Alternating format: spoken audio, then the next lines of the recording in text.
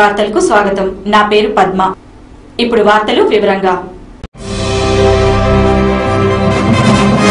హైదనగర్ మండలం గుంతపల్లిలోని అవంతి ఇంజనీరింగ్ కళాశాలలో tech innovation 2015 అనే కార్యక్రమాన్ని నిర్వహించారు. ఈ కార్యక్రమానికి ముఖ్య అతిథిగా మహారాష్ట్ర గవర్నర్ విద్యాసాగర్ రావు హాజరయ్యారు. ఆయన మాట్లాడుతూ దేశంలో పంటలు లేక వర్షాలు రావాల్సిన సమయంలో రాక కోట్లాది రూపాయలు నష్టం వస్తుందని, విద్యార్థులు కొత్త ఆవిష్కరణలు చేయాలని, అలా చేయడానికి ఆయా కళాశాలలు విద్యార్థులకు అవకాశాలు కల్పించాలని, ఇలా నూతన ఆవిష్కరణలు చేసినప్పుడే విద్యార్థులలోని ప్రతిభ బయటపడుతుందని, దేశ సమగ్రత రక్షించడం కోసం యువత పాటుపడాలని ఆయన కోరారు. విద్యార్థులు ప్రదర్శించిన వివిధ రకాల ప్రెజెంటేషన్స్ తిలకించారు. ఈ కార్యక్రమంలో రంగారెడ్డి జిల్లా కలెక్టర్ రఘునందన్ రావు, ఇబ్రహీంపట్నం శాసనసభ్యుడు మంచిరెడ్డి కిషన్ రెడ్డిలు హాజరయ్యారు.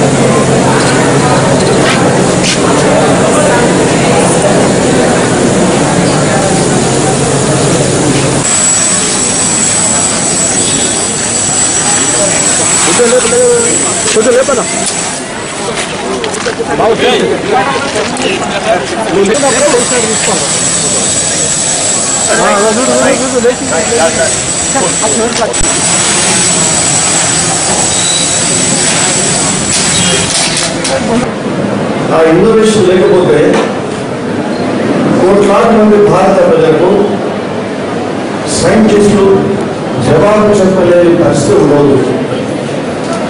కాబట్టి జవాబు చెప్పడానికి కారణం ఏమిటి?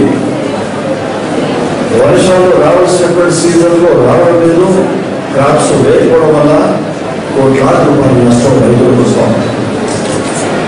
వాళ్ళకి ఆల్టర్నేటివ్ క్రాప్స్ ఇవ్వడానికి మనం చెప్పలేము. కొన్ని ప్రాంతాల్లోనే రాళ్ళ వర్షం పడుతుంది, నష్టపోతారు. డిమాండ్ చేస్తాం కాబట్టి నష్టం ఉన్నాయి.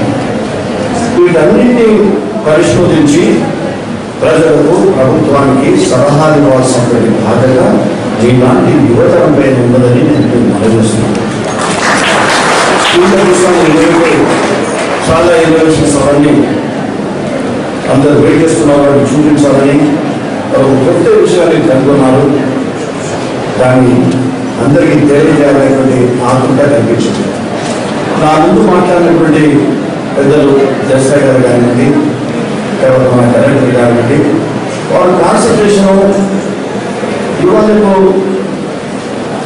చాలా మంది విద్యార్థులు ఇంటర్నెట్ ఫ్రెండ్లీ, ఐటీ ఫ్రెండ్లీ ఉన్నారు, టెక్నాలజీ ఫ్రెండ్లీ ఉన్నారు, చాలా విషయాలు తెలుసుకుంటున్నారు. ఏదో చేయాలి, ఏదో కొత్తగా చేయాలనేటువంటి ఆలోచన కూడా వాళ్ళు ఉంది. దానికి తగ్గట్టుగా మన ఇన్స్టిట్యూషన్స్ వాళ్ళకి అవకాశం లేదు.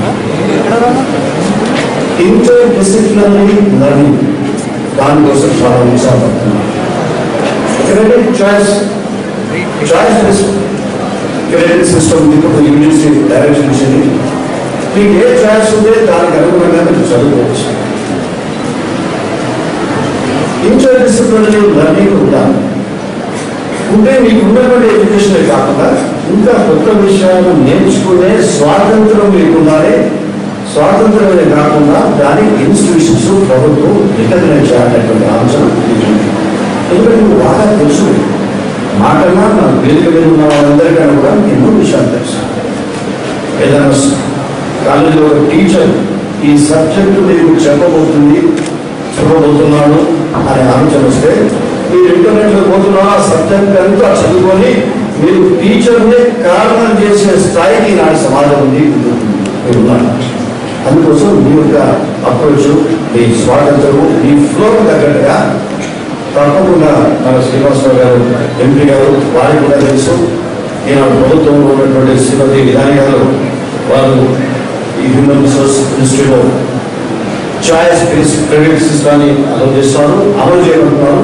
అది అమలు చేస్తే మీకు ఎన్నో సబ్జెక్టులో బ్రహ్మాండమైనటువంటి చదువుకునే అవకాశం కలుగుతుంది. కాబట్టి దాన్ని ఇంటర్వ్యూ చేయాలని నేను వారితో మాట్లాడుతున్నాను. ఖమ్మం జిల్లా శ్రీనివాస్ నగర్ లోని గీతాంజలి పాఠశాలలో తరగని శక్తి వనరుల ప్రదర్శన నమూనాలను పాఠశాల డైరెక్టర్ టీవీ అప్పారావు, పద్మ, పాఠశాల చైర్మన్ కృష్ణారావు ప్రారంభించారు.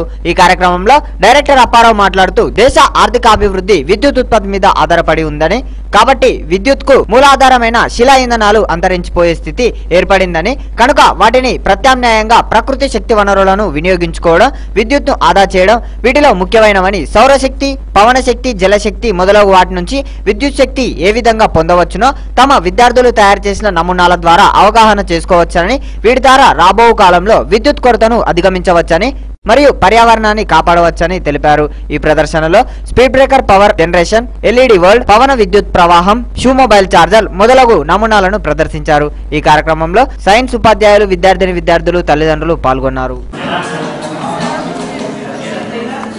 Generation system. When the water is flowing on the wheel will be rotated. There are two condensations connecting the hydro. The wheel will be rotated and the electricity will be produced. The electricity will be produced. There are competing condensations using the hydropower generation system with the Asian and Pacific region. Asian and Pacific region. Madam. China is the largest producer of hydropower generation system, which is producing the 721 terawatts of the hydropower in an hour only in 2010. 3.1% of electricity is used in our country in 2010, and more 5% is must increase it for next 25 years for our generations. In our country, మనం ఈ షూతో ఇలా walk చేసినప్పుడు కింద arrange చేసుకోవాలి. మనం ఇట్లా ఈ షూతో walk చేసేటప్పుడు కింద షూకి ల్యాండ్కి మధ్యలో ఫ్రిక్షన్ ఫోర్స్ ఈ డైనమో ఎలక్ట్రికల్ ఎనర్జీగా కన్వర్ట్ చేస్తుంది. ఈ కన్వర్ట్ అయిన ఎలక్ట్రికల్ ఎనర్జీని ఇక్కడ ఈ బల్బ్ సిగ్నల్ చూపిస్తుంది. ఈ ఎనర్జీతో మనం ఫోన్ చార్జ్ చేసుకోవచ్చు. లైట్ గ్లో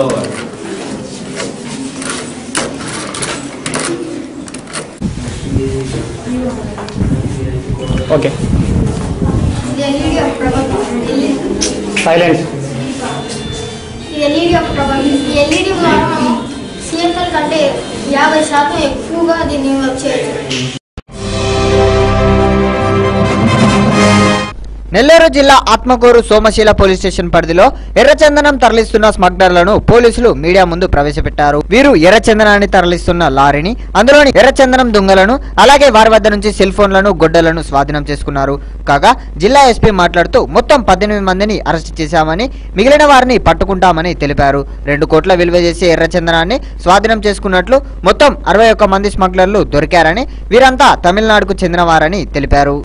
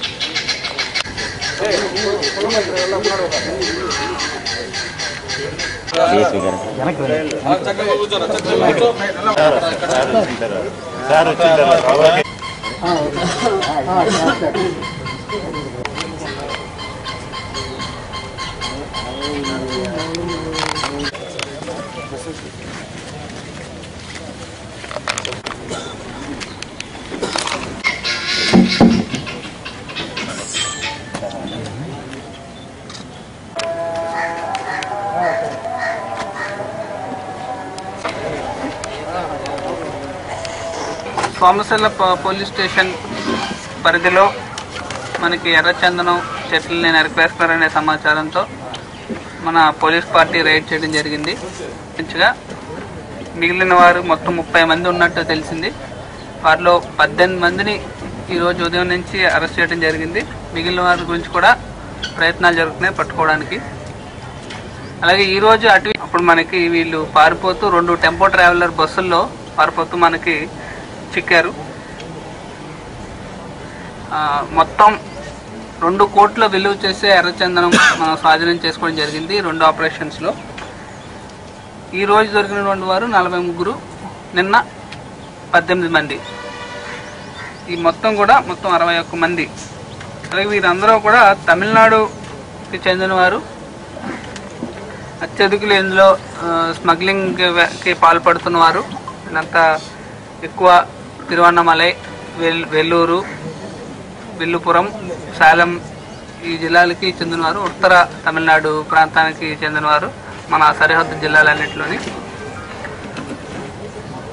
అలాగే మొన్న శేషాచలం అడవిలో జరిగిన ఎన్కౌంటర్లు కూడా ఆ ప్రాంతంలో వీళ్ళు అక్కడి నుంచి వచ్చినట్టు మనకి ఖచ్చితమైనటువంటి ఆధారాలు ఉన్నాయి.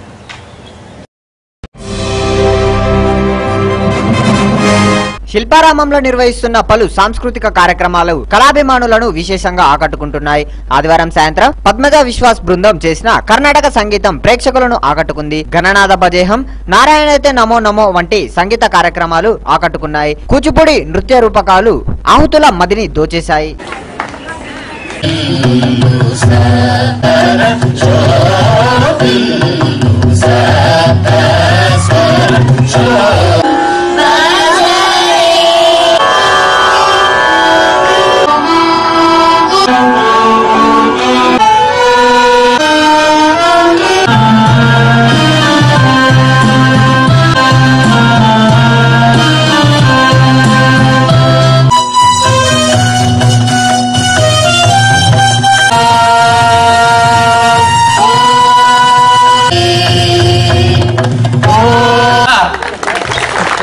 ఎక్సలెంట్, చాలా అద్భుతంగా చేశారు. Thank you.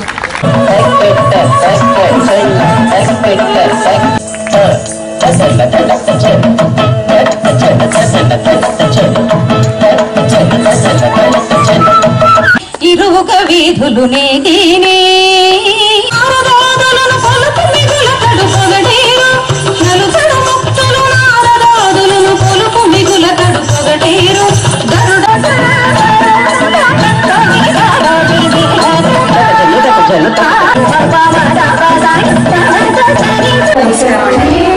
నా పేరు పద్మజ విశ్వాస్.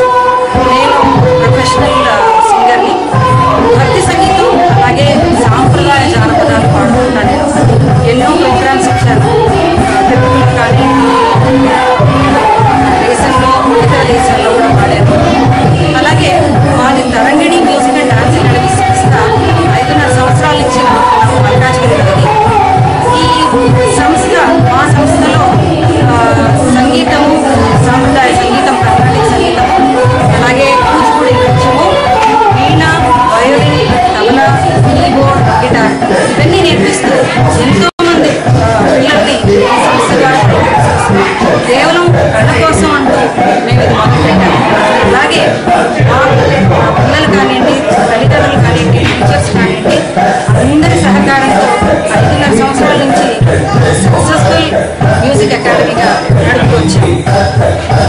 ఇందులో మేము సాంప్రదాయ కళలకి ఎక్కువ విలువనిస్తూ మేము ఈ శిల్పారామంలో మాకు అవకాశం కల్పించిన ఈ శిల్పారామం కమిటీకి మేము ఎంతో అనుకుంటున్నాం.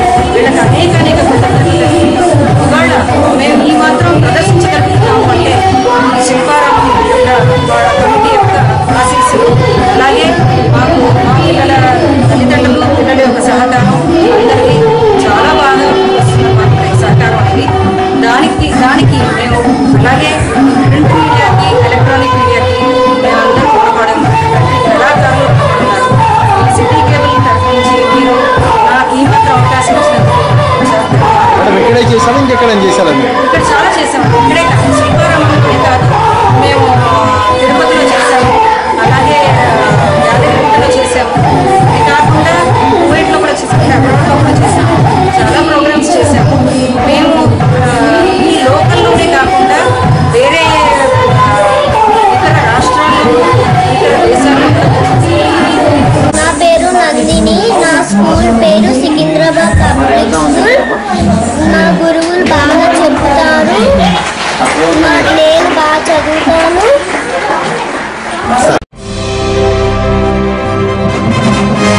మెదక్, కొల్చారా, సాపన్నపేట మండలాలలో గత 2 రోజులుగా కురుస్తున్న అకాల వర్షాలకు వరి, మొక్కజొన్న, పొద్దుతిరుగుడు పంటలు నష్టపోయాయి. అనుకోకుండా ఏర్పడిన అల్పపీడనంతో రైతులు గత 4 నెలలుగా కష్టపడి పండించుకున్న పొద్దుతిరుగుడు పువ్వు, మొక్కజొన్న పంటలు 2 రోజులైతే అమ్మివేస్తాననగా అకాల వర్షాల వల్ల ఒక్కసారి ముంచేసింది.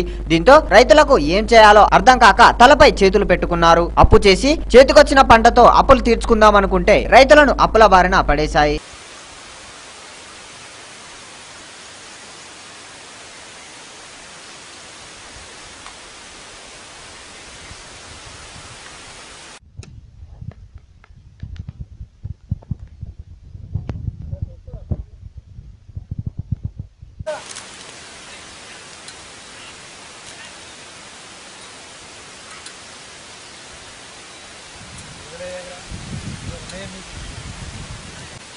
ఈ రాత్రి తెల్లందాకా అకాల వర్షాలతోటి 3 గంటలు తెల్లందాకా మేల్కొండి నీళ్లు కట్టి మొత్తం ఎండా వానక కష్టపడితే ఇప్పుడు అకాల వర్షంతో మొత్తం మొక్కలు నాశనమైన పరిస్థితి.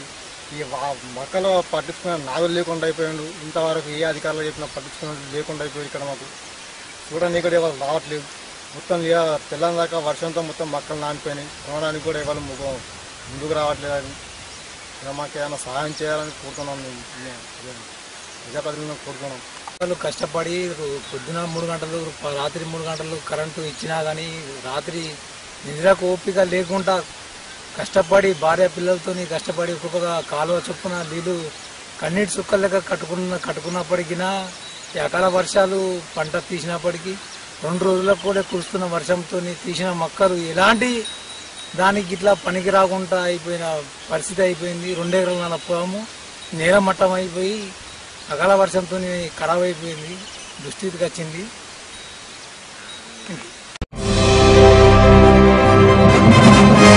అనంతపురం జిల్లాలో ఆదివారం మధ్యాహ్నం భారీగా వడగండ్లతో కూడిన వర్షం కురిసింది. జిల్లాలోని తాడిపర్తి, బొమ్మనహల్, దేవగిరి, నాగులపురం, గుత్తి నియోజకవర్గాలలో భారీగా వర్షం కురిసింది. అనంతపురం, కర్నూలు జిల్లాలలో కురిసిన వర్షానికి ప్రభుత్వ కార్యాలయాల్లో మోకాల లోతు నీళ్లు వచ్చాయి. ఎండ తాకిడికి విసిగెత్తిన జిల్లా ప్రజలు ఒక్కసారిగా వర్షాన్ని చూసి కేరింతలు వేశారు. కానీ కొన్ని ప్రాంతాల్లో పంట పొలాలు, తోటలు దెబ్బతిన్నాయి.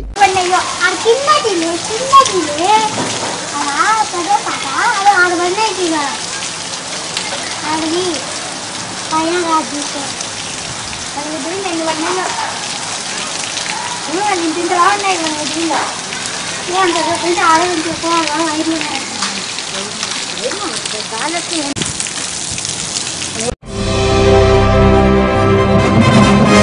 ఎల్బీ నగర్, నాగోల్, వనస్థలిపురం, హయత్ నగర్, బిఎన్ రెడ్డి నగర్, తుర్కాయాంజల్, మీర్పేట్ తదితర ప్రాంతాలలో భారీ వర్షం పడుతుంది. వర్షం పడడంతో వర్షపు నీరు రోడ్లపై చేరింది. దీంతో వాహనదారులకు, పాదచారులకు ఇబ్బందిగా మారింది. అయితే వర్షం పడుతున్న సమయంలో కరెంట్ను తొలగించారు. ఇదే విధంగా ఇంకా గంట సేపు వర్షం పడితే లోతట్టు ప్రాంతాలలో ఉన్న కాలనీలన్నీ జలమయమయ్యే అవకాశాలున్నాయి.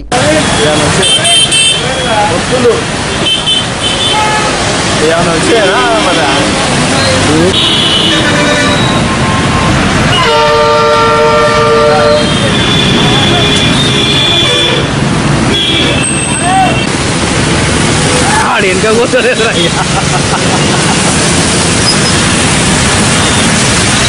ఇంకా పోరా హాలో ఇంకా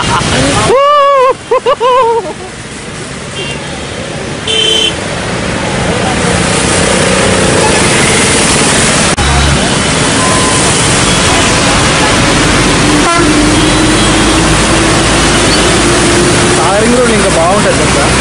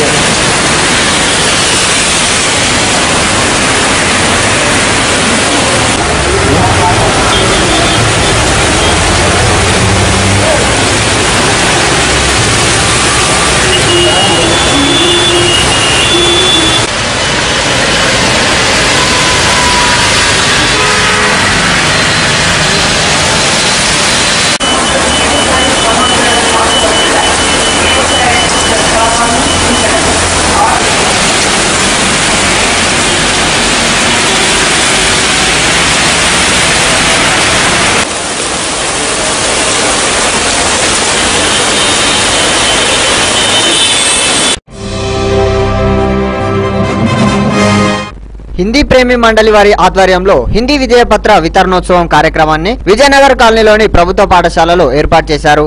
ఈ కార్యక్రమాన్ని విద్యార్థులు తమ ప్రార్థనతో ప్రారంభించారు. హిందీ ప్రేమి మండలి అధ్యక్షులు చౌకుల నరసింహమూర్తి స్వాగతోపన్యాసాన్ని ఇచ్చారు. కాగా ఈ కార్యక్రమానికి ముఖ్య అతిథిగా తెలంగాణ రాష్ట్ర హోంశాఖ మంత్రి నాయని నరసింహారెడ్డి హాజరయ్యారు. అలాగే ఆయన సభ్యులను శాల్వా కప్పి సత్కరించారు. ఈ కార్యక్రమానికి విశేషంగా ప్రజలు హాజరయ్యారు.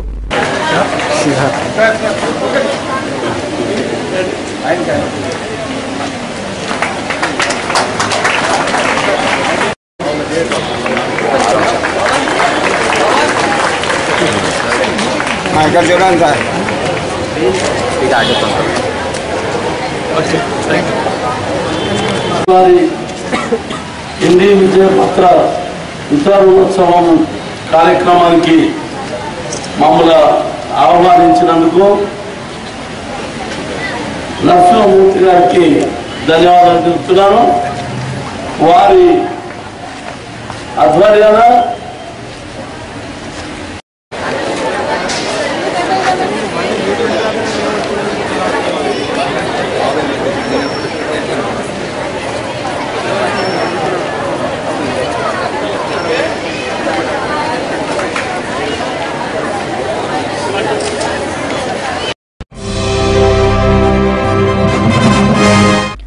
ఆదిలాబాద్ జిల్లా పర్యటనలో భాగంగా మంచిర్యాల మండలంలోని పలు చెరువులు, కుంటలను భారీ నీటిపారుదల శాఖ మంత్రి హరీష్ రావు సందర్శించారు. ఈ పర్యటనలో భాగంగా ముందుగా పెద్దకుంట చెరువును సందర్శించి మట్టి పుడికను తీసి ట్రాక్టర్ నడిపారు. అనంతరం హరీష్ రావు మాట్లాడుతూ జిల్లాలో 300 కోట్లతో 567 చెరువులను మిషన్ కాకతీయ ద్వారా పునరుద్ధరణ పనులు కొనసాగిస్తున్నామని, తెలంగాణ రాష్ట్ర వ్యాప్తంగా 24 లక్షల ట్రాక్టర్ ట్రిప్పుల మట్టిని రైతులు తమ పంట పొలాల్లోకి తరలించుకున్నారని, ఈ మట్టి ద్వారా పంట దిగుబడి 25% పెరుగుతుందని తెలిపారు. మైనర్ ఇరిగేషన్ పనులు పర్యవేక్షణ కోసం జిల్లాలో ఎస్సీ నియమించి చెరువులు అభివృద్ధి చేస్తున్నామని అన్నారు. పంట పొలాలకు సరిపడా నీటిని అందించడమే మిషన్ కాకతీయ ముఖ్య ఉద్దేశమని ఆయన ఈ సందర్భంగా తెలియజేశారు.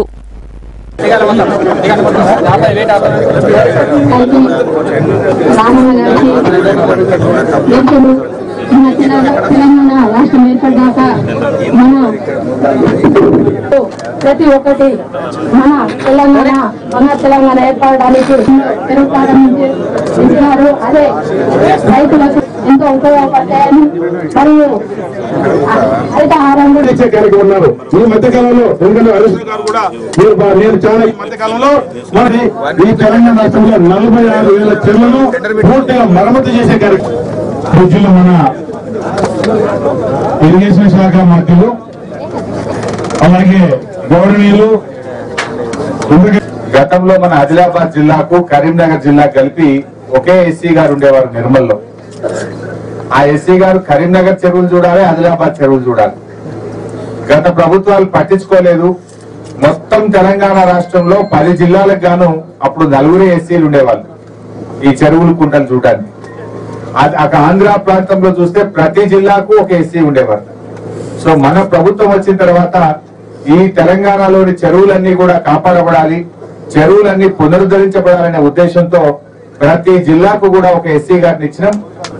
మరి ఇప్పటి వరకు ఒక ఆదిలాబాద్ జిల్లాలో చూసినట్టయితే 567 చెరువులకు 256 కోట్లు ఇప్పటికీ శాంక్షన్ చేయడం జరిగింది ఒక్క జిల్లాలోనే. గతంలో మొత్తం తెలంగాణ 256 కోట్లు రాకపోతుండే, కానీ ఒక్క ఆదిలాబాద్ జిల్లాకే ఇప్పటికీ 256 కోట్లు ఇచ్చాం.